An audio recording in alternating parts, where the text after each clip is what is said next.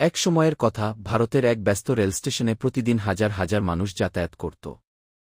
Train আসত, যেত, কেউ অপেক্ষা করত, কেউ বিদায় নিত। কিন্তু এই রেলস্টেশনের এক কোনায়, ট্রেনের ছাদে, জন্ম নীল এক অভূতপূর্ব কাহিনী। এক সাদা কবুতর, নাম তার চাঁদনি, প্রতিদিন স্টেশনে উড়ে আসত। সে কোনো সাধারণ কবুতর ছিল না।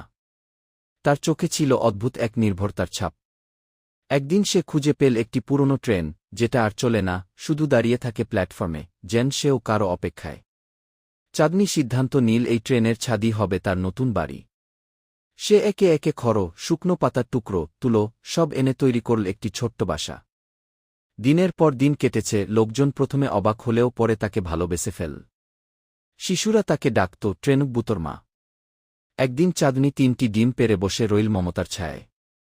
পুরো স্টেশন যেন থমকে গেল। স্টেশন মাস্টার তার বাসার নিচে একটা ছোট্ট বোর্ড ঝুলিয়ে দিলেন, দয়া করে হর্ন বাজাবেন না, এখানে নতুন প্রাণের জন্ম হতে চলেছে। অবশেষে সেই দিন এলো, 3টি ছোট্ট ছানা ডিম থেকে বের হল। স্টেশনে উল্লাস। একদল যাত্রী মিষ্টি বিলাল, কেউ কেউ ছোট্ট ছানাগুলোর ছবি তুলল। সবাই বলল, এটা শুধু এক কবুতরের গল্প নয়, এটা হল মমতা, সাহস আর ভালোবাসার প্রতীক। চাঁদনি আজও সেই ট্রেনের ছাদে বাস করে। আর সবাই তাকে চেনেছি ট্রেনের মাঘি নামে।